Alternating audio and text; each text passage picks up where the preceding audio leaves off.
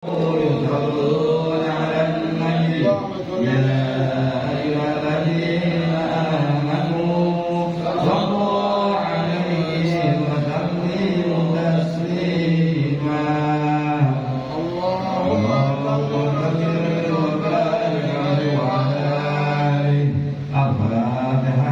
أعوذ بالله من الشيطان الرجيم. بسم الله الحمد لله رب العالمين الرحمن الرحيم مالك يوم الدين إياك نعبد وإياك نستعين صراط الذين أنعمت عليهم غير المغضوب عليهم ولا الضالين آمين. Assalamualaikum warahmatullahi wabarakatuh. Bismillahirrahmanirrahim. Alhamdulillahilladzi arsala rasulahu bil huda wa dinil haqq liyuzhirahu 'ala dinihi wa kafa bi sayyidah. Asyhadu an la ilaha illallah wa asyhadu anna Muhammadar Rasulullah nabi ba'da ma'badu. Rabbi shrah li sadri wa yassir li amri wahlul 'uqdatam min lisani yafqahu qawli. Allahumma shalli ala sayyidina Muhammad wa ala sayyidina Muhammad kama shallaita ala sayyidina Ibrahim wa ala sayyidina Ibrahim wa barik ala sayyidina Muhammad wa ala sayyidina Muhammad kama barakta ala sayyidina Ibrahim wa ala sayyidina Ibrahim fil alamin innaka Hamidum Majid.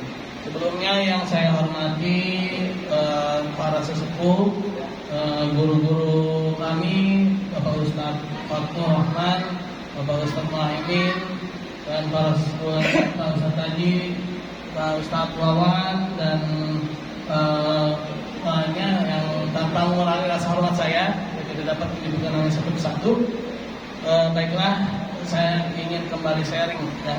Kembali berbagi ya, berbagi ilmu pengetahuan sedikit. Lanjutkan yang kemarin ya, kemarin sempat bahas maqasidus syariah Imam Al-Ghazali ya. Nah sekarang maqasidus syariah dari Imam Asy-Syatibi. Nah Imam Asy-Syatibi ini nama aslinya adalah Abu Ishaq Ibrahim bin Musa Al-Rahmi Al-Qomati. Nah dikenal dengan Imam Asy-Syatibi. Nah beliau juga seorang ulama ya, dan merangkum dan membuat maqasid syariah lebih sistematis ya, membuat maqasid syariah lebih terperinci.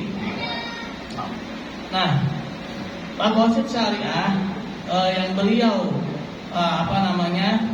perincikan ya, itu pertama dibagi atas qasdus syar'i dan qasdul taklifi ya.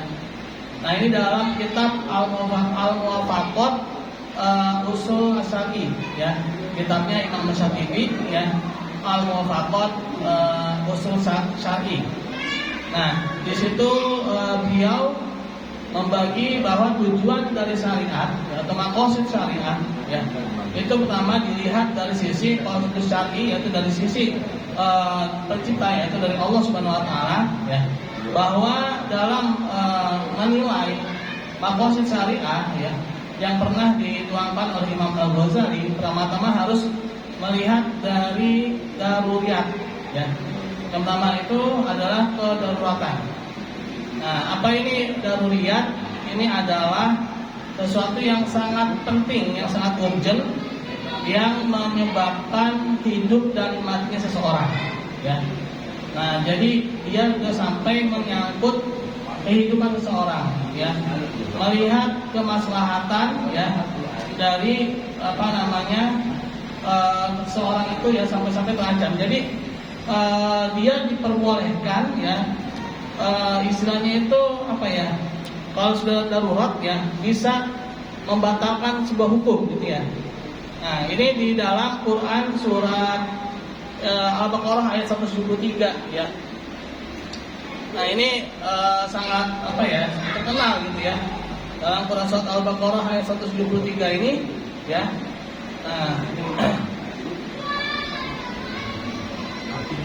Nah yang artinya aja ya, karena waktunya terbatas ya. Nah sesungguhnya Allah ya, Allah itu tidak mengharamkan ya, melainkan bangkai, darah ya, daging babi ya, dan hewan-hewan yang disembelih selain nama Allah ya, Nah, melainkan di sini dikatakan bahwa tetapi ya barang siapa ya pada saat itu pada terpaksa ya terpaksa karena memang kondisi ya kondisinya memang tidak ada makanan lain ya tidak ada sesuatu yang bisa dikonsumsi dan benar-benar mengancam nyawanya ya innallaha ghafurur rahim ya sungguhnya Allah maha pengampun lagi maha penyayang ya. Nah itu dalil Al-Qur'annya ya dalam surat Al-Baqarah ayat 173 ya. Nah ada lagi ayat-ayat yang lain tapi karena waktu juga terbatas ya. Lalu kalau dalil hadisnya itu adalah kisah mengenai Ammar bin Yasir, yaitu sahabat Rasulullah SAW yang mana beliau itu seorang budak ya dan memiliki ibu yang bernama Sumayyah. Nah Sumayyah ini adalah wanita yang syahid pertama kali ya di masa Rasulullah ya. Nah, di saat itu Ammar bin Yasir dipaksa oleh orang-orang kafir Quraisy. Buat ngapain? Buat menghina Rasulullah ya dan mengagungkan berhala-berhala. Nah, ketika itu Ammar bin Yasir pun akhirnya terpaksa ya. Terpaksa dan setelah itu Ammar bin Yasir mengadukan hal tersebut pada Rasulullah. Dan Rasulullah ketika itu mengatakan enggak apa-apa, sekalipun engkau ulangi lagi itu tidak apa-apa. Kenapa? Karena memang di saat itu kondisinya darurat ya sampai mengancam nyawa ya. Sampai mengancam keselamatan Ammar bin Yasir, yaitu contoh di saat di zaman Rasulullah ya.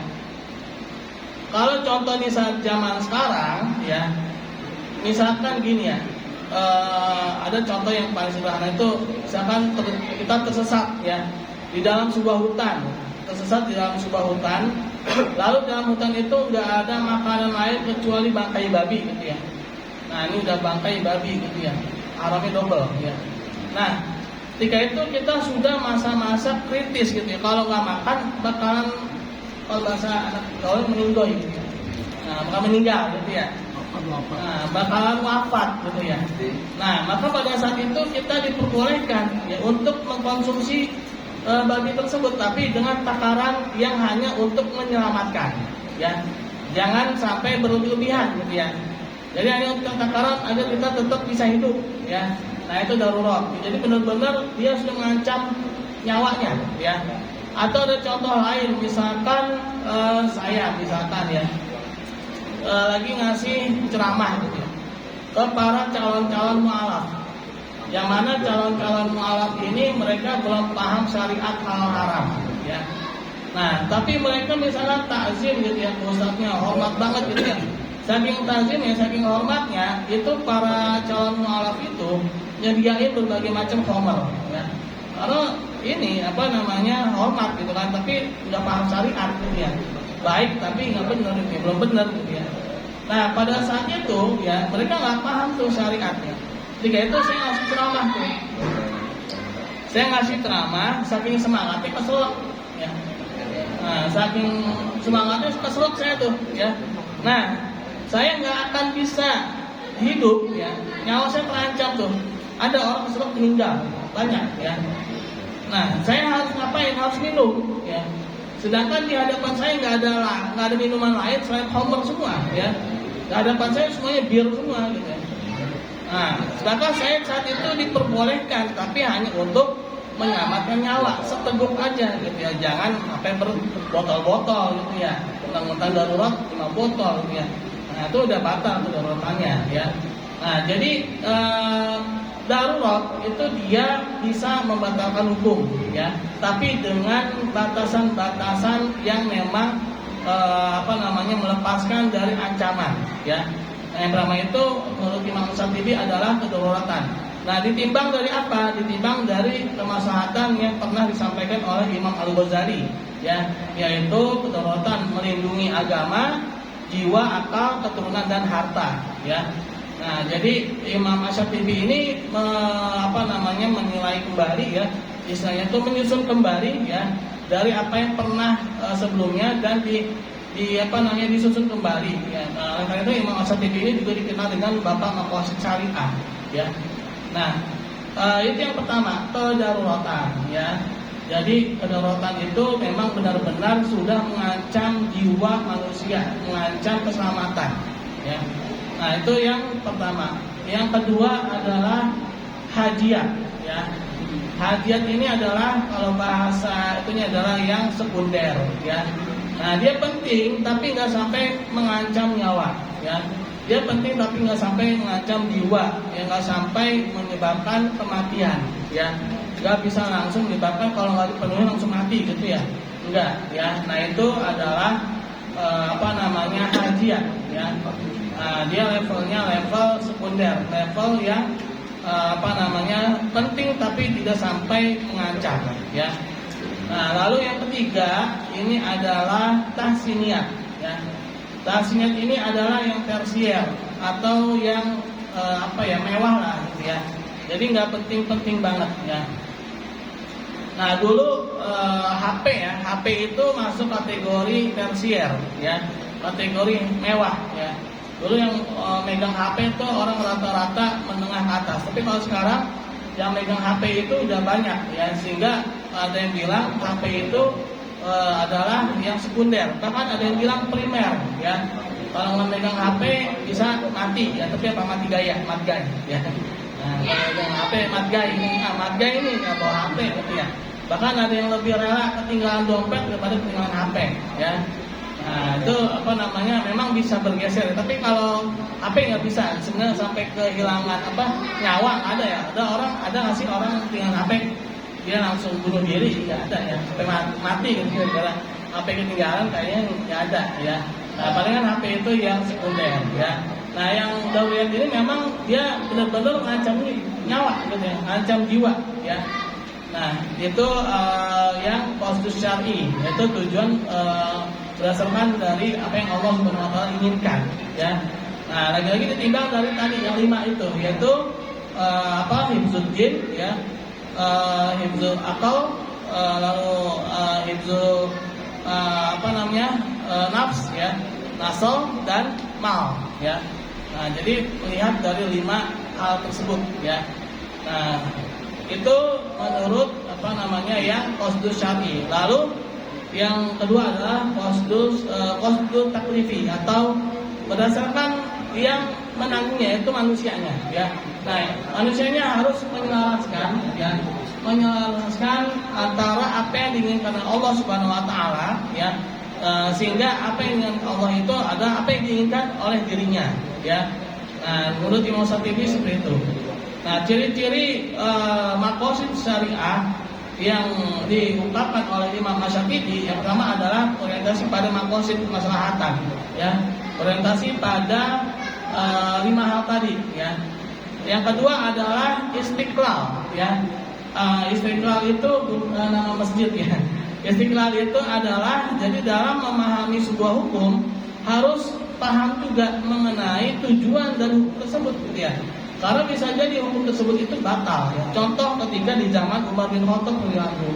Di zaman Umar bin Khattab radhiyallahu anhu, mualaf itu tidak dapat dana zakat, ya. Padahal jelas-jelas dalam Al-Qur'an surat At-Taubah ayat 60, mualaf itu masuk asnaf. Tapi di zaman Umar, mualaf tidak dapat dana zakat. Kenapa? Karena tujuan zakat untuk mualaf pada saat itu tidak mencapai tujuannya, sehingga hukumnya batal, ya. Nah, itu juga ada kasus pencurian di zaman Umar bin Khattab, ya, radhiyallahu anhu. Nah, ada seorang pencuri ternyata tangannya nggak dipotong, ya. Justru yang dicuri yang tangannya dipotong. Kenapa? Karena yang mencuri itu dia dalam keadaan terpaksa. Nah, yang dicuri ini ternyata orang yang nggak pernah zakat, nggak pernah infak, nggak pernah sedekah, ya. Nah, jadi hukum itu bukan serta-merta saklek, gitu ya. Jadi ada tujuan dari hukum tersebut atau filosofi hukum tersebut, ya. Nah, itu ya. Ciri-ciri dari maqasid syariah yang diungkapkan oleh Imam Asy-Syafi'i, ya. Mungkin itu saja sedikit, ya, dari saya. Ada waktunya juga mau habis nih, ya. Nanti ada doa penutup. Saya tutup saja dengan baca hamdalah, alamin dan doa. Assalamualaikum warahmatullahi wabarakatuh.